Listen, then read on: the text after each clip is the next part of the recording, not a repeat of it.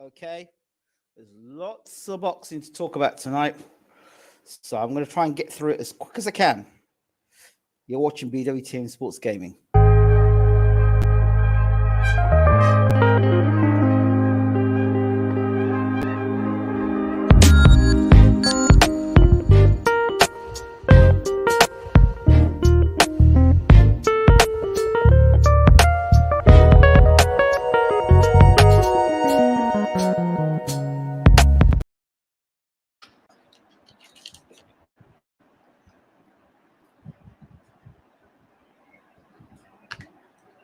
Okay, I hope you all can hear me. Good morning, good afternoon, good evening, and welcome to BWTM Sports Gaming. So, let's hope you can hear me well. I'm speaking, probably not because I'm using the microphone through my camera, so it might not be as good as usual. One of my ports not working, therefore I can't get my other speakers to work. But anyway, regardless. Good morning, good afternoon, good evening, and welcome to BWTM Sports Gaming. Glad you could join us. So, let's talk Lomachenko versus Haney. A fight should happen years ago. Didn't happen. Loma said it wasn't the right time. He says now is the right time. So, it's just he said, she said, whatever. Haney said this. Lomo said that. We've got the fight. We've got the fight this weekend. To be honest, I'm not fussed too much about it. I think Lomachenko, for me, this is his legacy fight. If he beats Haney, it's a legacy fight for me. It's a fight that sort of solidifies himself or his place for me. Because I think Lomachenko got a lot of credit, a lot of promotion for being a good technical fighter. And some of the things he was doing, people very easily forget. Per Whitaker, the master of all the stuff that Lomachenko has been doing. Pernod Whitaker was doing it. I was doing it in multiple weight classes and winning championships in multiple weight classes. I will be considered an all-time great. I don't know if you can consider Lomachenko an all-time great. Maybe the best in his era. Maybe. I don't know. Salido beat him, and Teofimo Lopez definitely beat him too. He said he had an injury, whatever. But you know something about this fight about Haney? Haney has really taken almost a thug approach with Lomachenko. Like he wants to get in Lomachenko's face, and I guess he's looking at Salido fight and looked how Salido was able to bully Lomachenko. I think that Haney thinks he's going to do the same thing and try and use his weight and his physical size to bully Lomachenko. He also said that he's been hearing in camp what Lomachenko's been doing. That's fine. The problem isn't about what you hear in camp or what you know in camp or somebody else's camp. It's actually, can you stop what they're doing, what you learned in their camp, in the fight itself?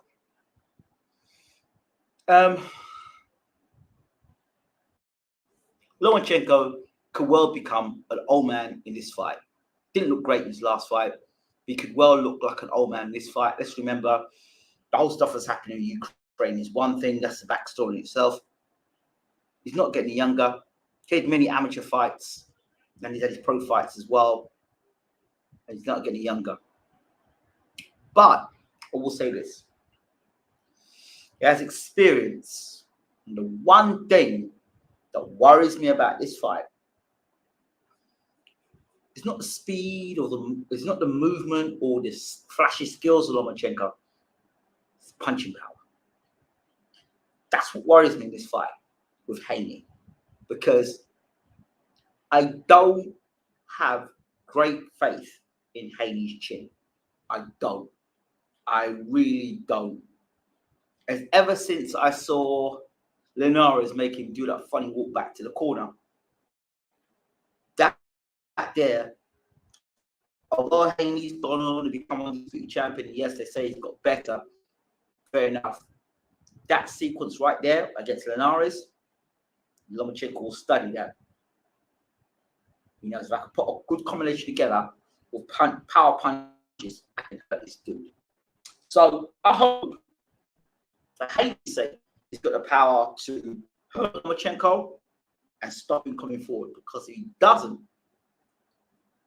he's faced big punches before, the likes of Richard Comey and Teofimo Lopez, who's noticed a bigger puncher than Haney. And they could knock Lomachenko out. Yes, Lomachenko might be a little slower now, but I just got this funny feeling he could be winning the fight, and Lomachenko catches him with something nasty. This real bad feeling. And all the stuff Haney's doing at the moment is fine. I just, the image of Lomo landing something heavy and hard on Haney bothers me. And him not being able to take the punches, or him getting hit with a shot, hit with a combo, referee stopping the fight early. There's nothing more, I'm sure, from Bob Arum wanting Lomachenko to beat Haney. I'm sure of it. Oh my God, I'm sure of it.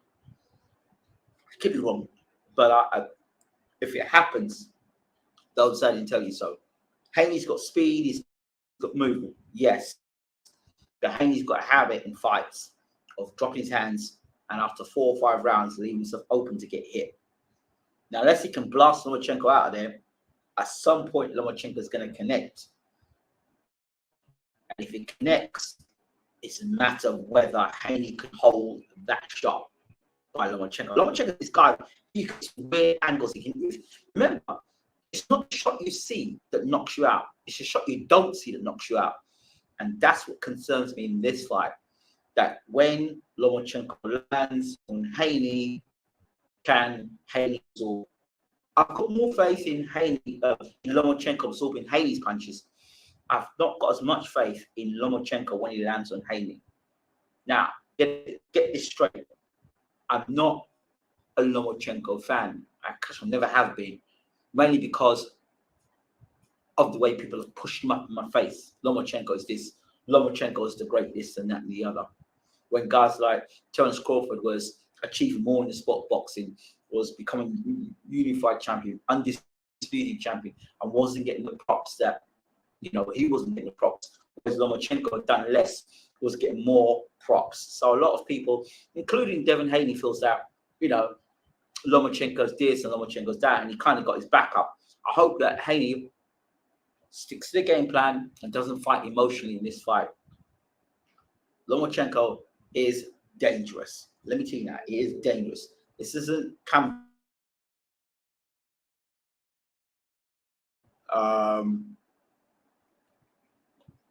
it's not him. Do you understand? And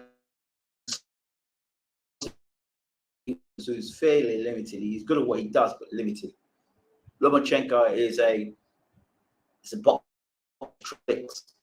So one is working, he can turn to something else, and he can turn to something else, and he can turn to something else. It's almost like a Rubik's Cube. And I'm concerned about Haney and that chin. I'll leave it there. Haney can hold the shot, he can take the shot, and he can weather the storm and come back fine. But let's just see what happens. That's the moment for me. When Lomachenko lands squarely on the chin of Haney, does he go over? Does he do the silly dance? That's what concerns me. In all that Haney's doing, I'm still concerned about that chin. Right, Cameron versus Taylor. Now, you know the script. Katie Taylor's coming home. She's in Ireland. She's coming. It's a homecoming. You know right up there that there's nothing better at homecoming than to be homecoming and becoming undisputed.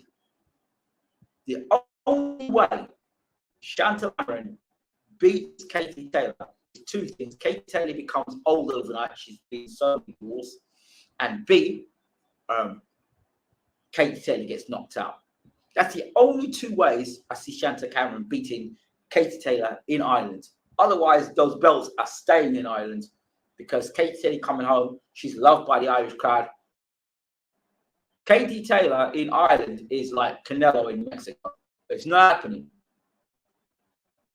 So unless Cameron puts on some superstar performance and actually obliterates Taylor, which I don't see her doing.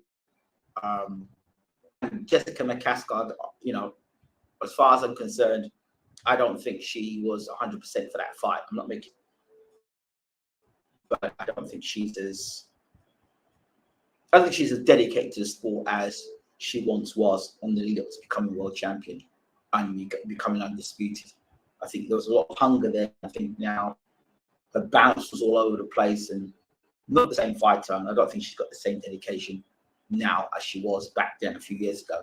And that's why I thought that I didn't think Cameron would beat her. But based on what McCaskill put that night, you know, it was still a fight for Cameron, but she won. Taylor will come and she'll come prepared. She'll come fighting. And I think Taylor's fast hands, in and out movement, the better boxer, the better amateur, if you go by that. Fought the better fighters as a pro. Cameron is bigger, but because you're bigger doesn't mean you're better. It just means you're bigger. So it's more for you to hit. Same with Devin Haney. Just because you're bigger doesn't mean you're better. It's just more for you to hit.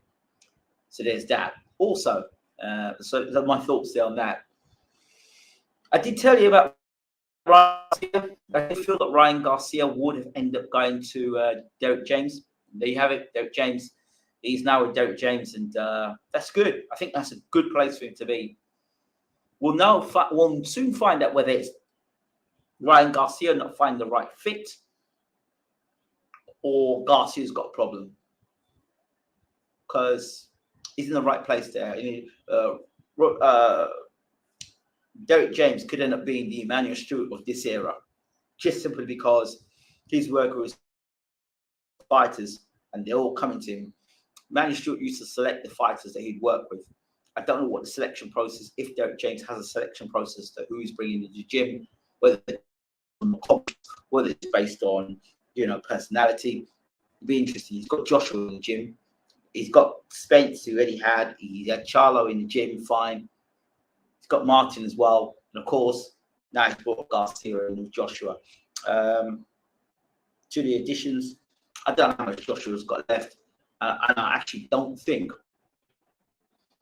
Derrick James has enough time to work with Joshua to make significant changes. If Wilder's the next fight,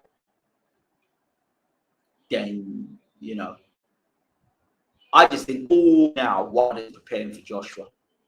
All now Wilder's preparing for Joshua. That's what I think. Sharpen up his jab, sharpen up his right hand. Just finding a place where to put that hand accurately. That's what I think. It's my opinion. I could be wrong. But I think Wilder's just preparing to fight Joshua. And he's been preparing for a long time to fight Joshua. And I wouldn't want to be anti-Joshua that night. You know, I do see an outcome where Joshua wins the fight. But I have to be mentally switched on and mentally focused and not scared, or maybe not scared, but not intimidated by Wilder. We'll know before fight time whether Joshua has been intimidated by Wilder, by the face-offs, by the demeanor of Joshua, and what Joshua does in the interim, whether he's wearing sleeping rings or you'll see in his demeanor in the lead up to the fight. You know that when Usyk fought, he was very accommodating to Usyk, showing him the belts. When he fought Andy Ruiz, he was accommodating to Ruiz, he showed him the belts. So I just wonder, he's got no belts to show now. So what are going to be the telltale signs with Joshua and Wilder? What's the telltale signs with Joshua? Does Joshua actually think he can beat Wilder first and foremost? Because I don't think he believed he could beat Ruiz, and I don't think he didn't think he could beat Ruiz in the first fight. That's why he's going to see a psychologist. Saying he was scared of getting knocked out. That's why he went and saw a psychologist. And then, you know, he was jab and grab in the rematch. Then he had the Usyk fight, the first fight, we saw what happened. And the second fight, we saw what happened. So, with the Wilder fight, Joshua needs help, I think. And I think that help goes beyond James. I think. But I could be wrong. I think the issues with Joshua are that the way I'm seeing at the moment, it's not a physical thing. I think he'd rather not be boxing and doing another thing. That's what I think. I could be totally wrong again. Daniel Dubois breaks up with Shane McGuigan. Probably a good thing, to be honest. I don't know what Shane McGuigan was actually adding to Daniel Dubois. And Daniel Dubois needs to get himself with a, no disrespect to Shane McGuigan, with a proper heavyweight trainer. Someone who's an expert in training heavyweights. He needs that. He needs an arm around his shoulder. And he needs someone to actually mentor and father him in the boxing world. Because otherwise, it's game over for Daniel Dubois. I don't know how long he can stay at the top the way he is at the moment. As we say with Joshua, I don't know how much longer Joshua can stay at the top of boxing. Tyson Fury is just annoying. Negotiations, and just looks to me that he does not want to fight Alexander Usyk, in my opinion. He doesn't want to fight Usyk for whatever reason. He would rather fight Joseph Parker. I don't want to see that fight ever between Joseph Parker and Tyson Fury. I don't want to see it as a world title defense. I think they're too chummy. I don't want to see that fight. I just want to see Tyson in the ring with Usyk, and that's it. I don't even want to see Tyson fight Joshua. I want to see Tyson fight Usyk. I want to see him fight an unbeaten, undefeated champion who isn't scared of him, who isn't intimidated by him, who's got good skills, good boxing ability, doesn't give a damn about what he's got to say, and actually is coming to win. I want to see that. I want to see Tyson Fury win with a guy like that, who we know has got good boxing, very good boxing ability. It's not flawed, it's not flat-footed, or it's not got it's only got one punch, or one way of throwing a punch, or it's flawed boxing. He isn't flawed boxing ability, or it's vulnerable to an uppercut, or he's too slow on the feet, doesn't know what to do on the inside.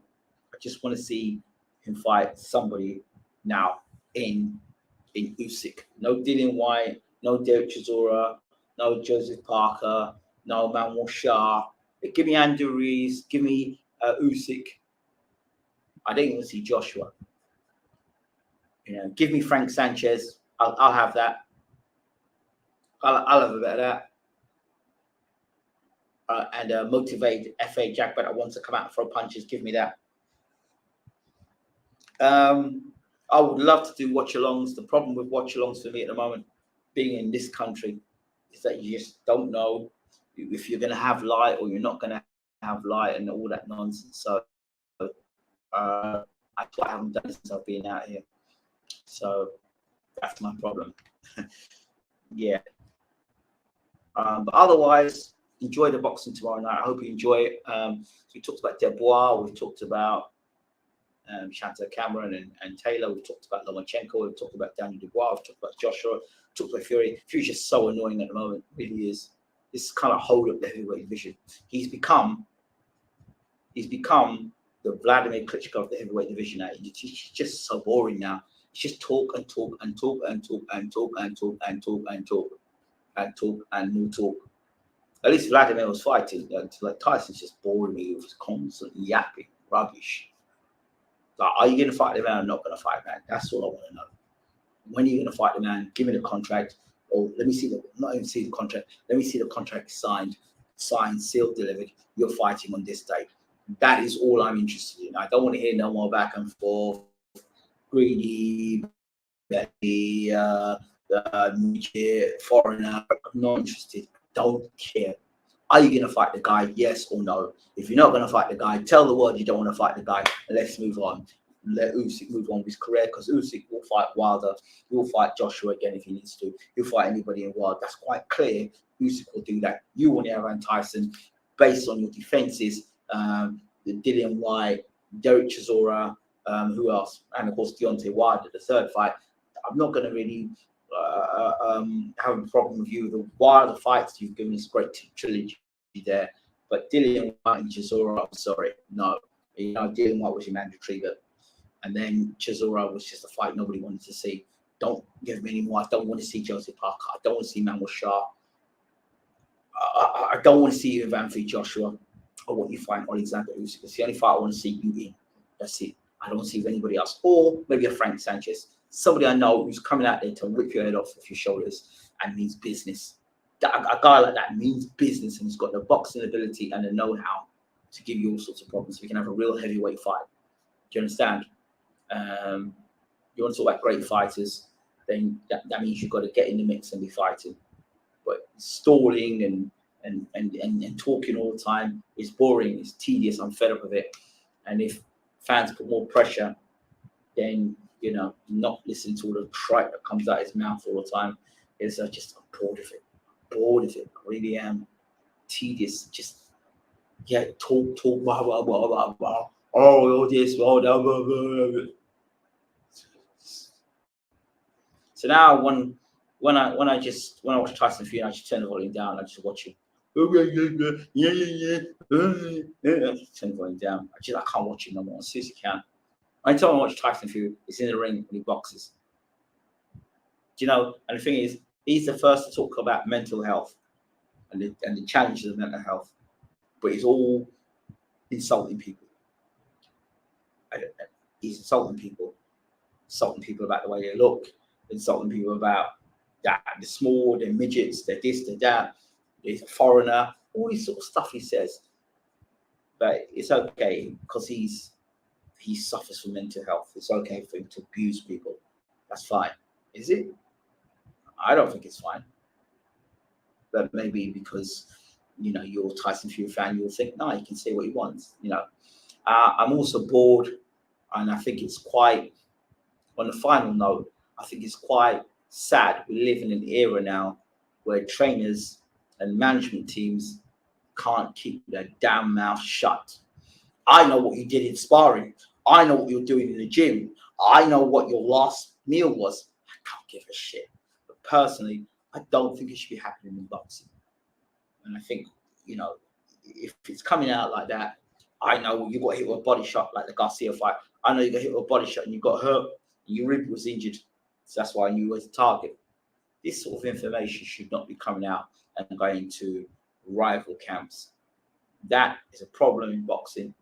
It's becoming more sparring sessions. But that's what happens when you've got people that are hanging on in boxing. That's what happens when you've got people who don't have knowledge about the sport and the damage they're actually doing to the guy that actually is their friend you're talking up on.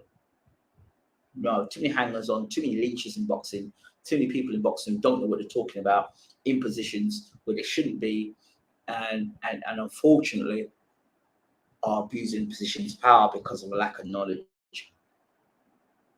That was a mystery. What guys were doing in the gym, what they're working on before the fight, you look forward to before the fight. You know, when the fight comes, what they're doing, what's the strategy, what's working in the gym, you just saw clips of it. You didn't see what was really going on. And then come fight night, you saw the fighter unveil the plan of how they're going to go about winning the world title or defending their world title against a notorious puncher or a guy who had fast hands or a guy that could box south or orthodox or, you know, different things, different style. A guy who was a slugger, just came forward, had a great chin, got a great engine.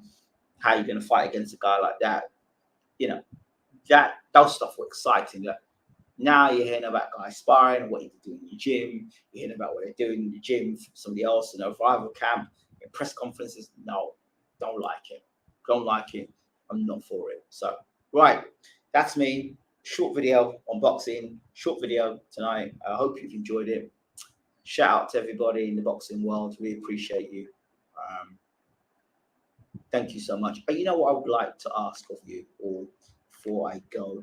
I want you all to join me on my page because I'm always on my page and it'd be really nice of you all to come over and have some support. This is something easy.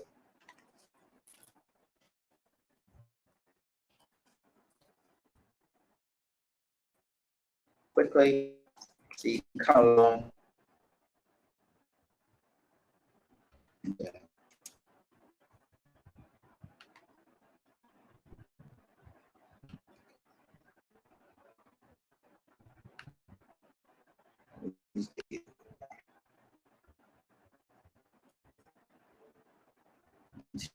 So select.